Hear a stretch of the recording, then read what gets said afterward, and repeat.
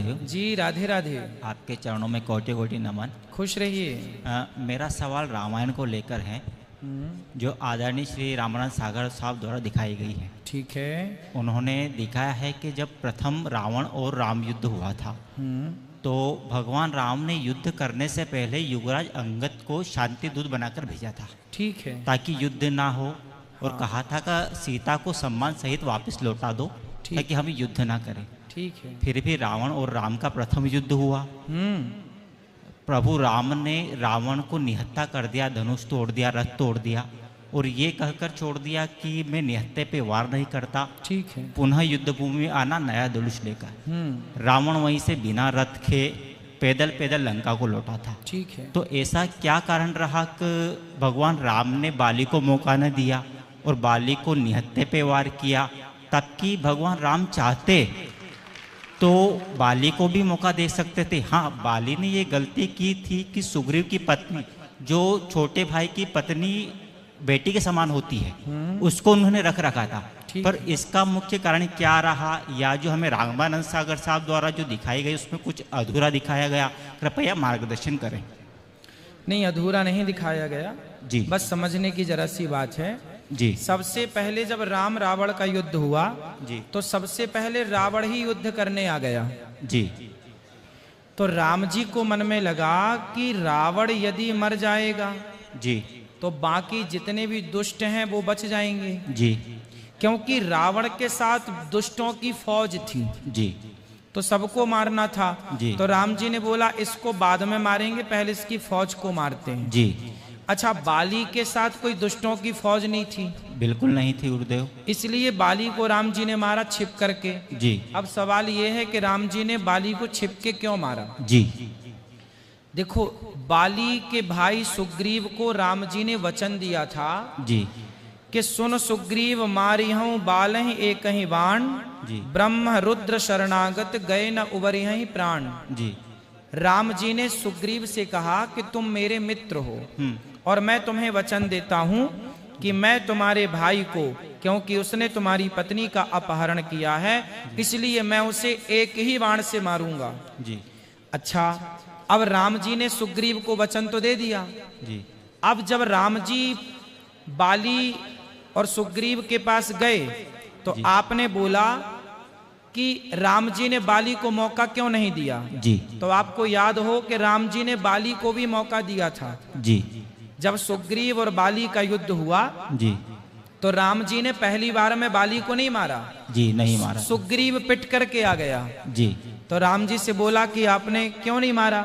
हाँ। तो राम जी ने बोला कि एक रूप भ्राता तुम दो, ते ही भ्रमते नहीं मारे हूं सो। तुम दोनों एक से मुझे दिखाई पड़े, इसलिए मुझे कन्फ्यूजन हो गया कि सुग्रीव कौन है और बाली कौन है, कहीं तुम ना मर जाते। तो मैंने नहीं मारा। फिर राम जी ने अपनी माला पहनाई सुग्रीव को और कहा अब जाओ। तो दूसरी बार में फिर राम जी ने एक मौका दिया बाली को कि भाई सुधर जा, शरण में आ जा, पर बाली नहीं आया। सुग्रीव से फिर लड़ा। अच्छा, बाली को यदि राम जी ना मारते जी तो सुग्रीव को वचन दे चुके थे जी कि मैं मारूंगा, और राम जी जो वचन देते हैं, जो कहते हैं वो करते हैं। जी। चलो, यदि राम जी बाली से दोस्ती कर लेते जी तो फिर सुग्रीव क्या बोलता, वाह आपने बाली से दोस्ती कर ली, हमें धोखा दे दिया। राम जी पर धोखे का आरोप सुग्रीव लगाता कि नहीं? बिल्कुल लगाता गुरुदेव। इसलिए राम जी मर्यादा पुरुषोत्तम है और राम जी ने सुग्रीव को मित्र कहा है। मित्र के साथ धोखा ना हो, हमें जमाना कितना कुछ भी कहे। तो राम जी ने बाली को मारा। छिपके क्यों मारा? यदि राम जी सामने से जाते और कहीं बाली राम जी की शरण में आ जाता और शरण में आ जाता तो राम जी की दूसरी प्रतिज्ञा है कि सन्मुख होहि जीव मोहि जबहि, जन्म कोटि अघनासहि तबहि, कोटि विप्र बध लागहि जाहू, आए शरण तजिए नहीं ताहू। राम जी की दूसरी प्रतिज्ञा है कि कितना भी बड़ा पापी अपराधी हो, मेरी शरण में आ जाएगा तो मैं उसे क्षमा कर दूंगा। यदि बाली राम जी की शरण में चला जाता और राम जी उसे क्षमा कर देते तो सुग्रीव को दिया हुआ वचन मिथ्या हो जाता कि नहीं? बिल्कुल झूठा हो जाता कि नहीं? बिल्कुल। इसलिए सुग्रीव को दिया वचन भी झूठा ना हो, ये शरण में आ जाएगा तो क्षमा करना पड़ेगा, तो ये शरण में ना आए, इसलिए राम जी ने छिप करके मार दिया। जी बहुत बहुत धन्यवाद गुरु, नमन। खुश रहिए। उस समय की परिस्थिति क्या थी, उस सिचुएशन को देख करके राम जी ने जो निर्णय लिया उस समय के हिसाब से सही था।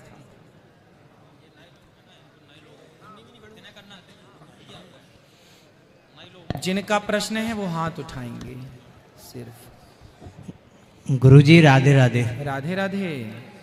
गुरुजी मैं आपको ख्याल से पहले भी ख्याल से मैंने भागवत गीता आपकी सुनी है जी, और कभी आया नहीं था मैं जी। बस टीवीओ पे देखता रहता था और नानी से कहता रहता था नानी कभी जाऊंगा आपकी मतलब आपको लेके जी। तो नानी कहती थी कि हाँ कि चलेंगे कभी। और आज मेरा सौभाग्य है कि मैं आपको यहाँ पे इस जगह पे मिल रहा हूँ जी। बस मेरा एक छोटा सा प्रश्न है। हाँ। कहते हैं कि मृत्यु मिलती है, हाँ। कोई बोलता है कि मतलब जल्दी हो जाती है तो मृत्यु मतलब अच्छे कर्म किए इसके लिए हो गई, और किसी की ऐसे रहता है कि मतलब अकाल मृत्यु मर जाता है जी। तो ऐसा मतलब वो ये कहते हैं कि मतलब इसने कुछ बुरे कर्म किए हो तो उस चक्कर में इसका मतलब अकाल मृत्यु मिली है।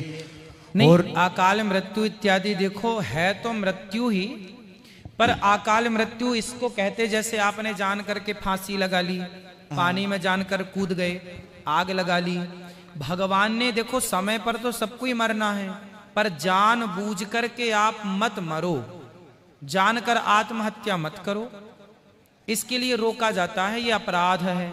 जैसे आप जेल के अंदर हैं, यदि आप जेल को तोड़ करके, यहाँ की मर्यादाओं को तोड़ करके, बाउंड्री पार करके भागने की कोशिश करोगे तो भाग तो जाओगे, पर जब पकड़े जाओगे तो आपकी सजा डबल हो जाएगी जी।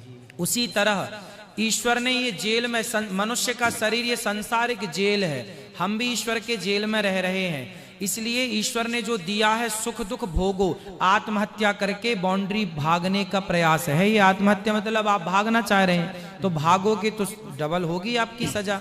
इसलिए जो ईश्वर का विधान है फॉलो करो, और मृत्यु उसकी तभी होती है जब होनी होती है जी। जन्म विवाह मरण गति होई, जहां जस लिखा तहां तस होई।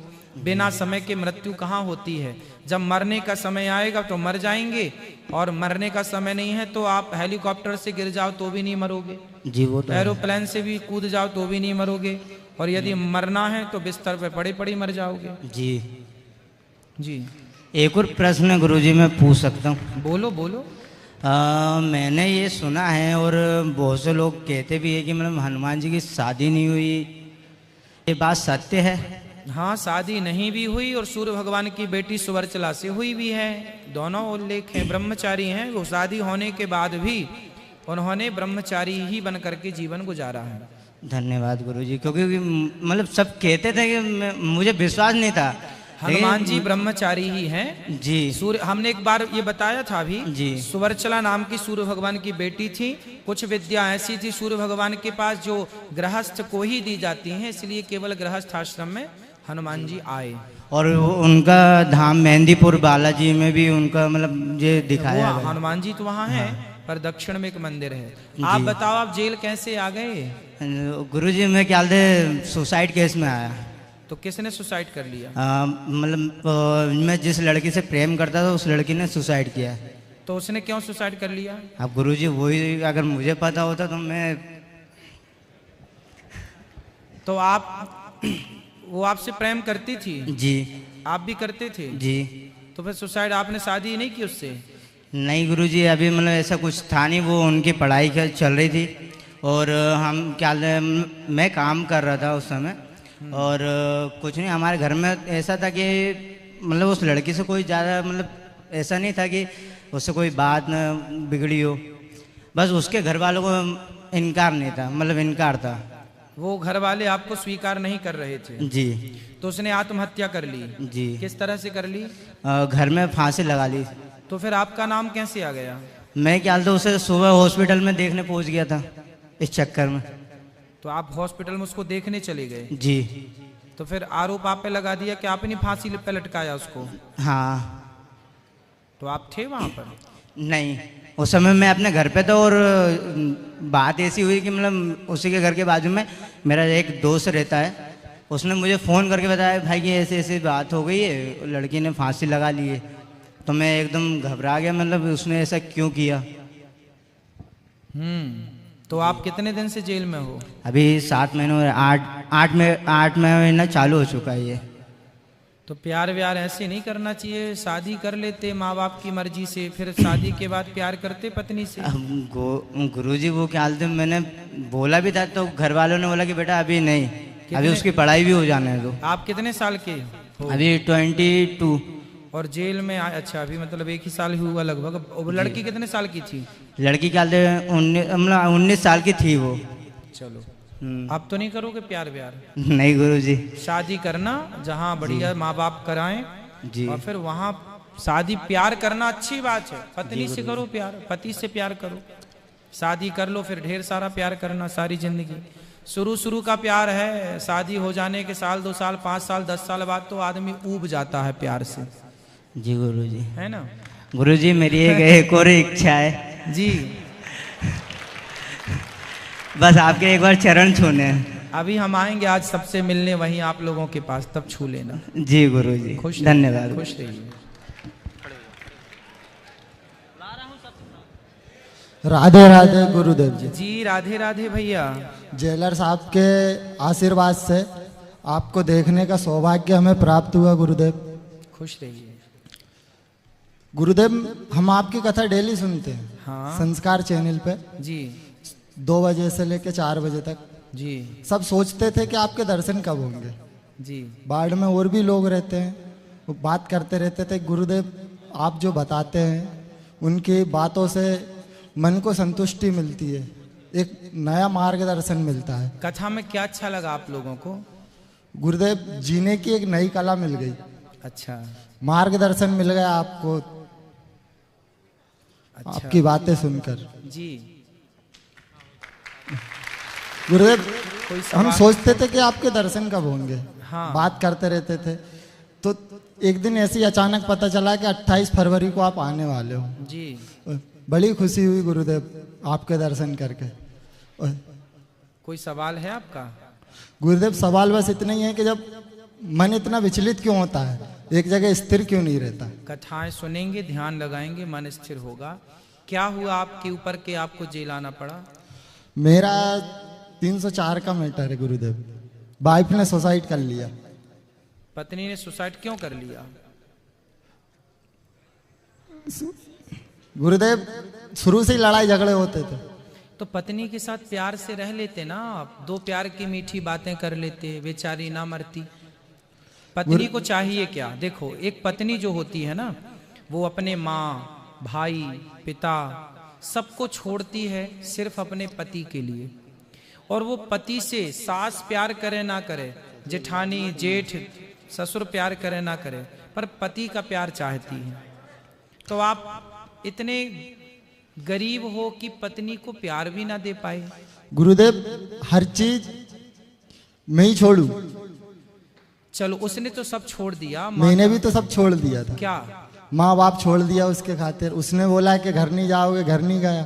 ठीक है, हैं? तो फिर क्या दिक्कत थी कि उसने आत्महत्या कर ली?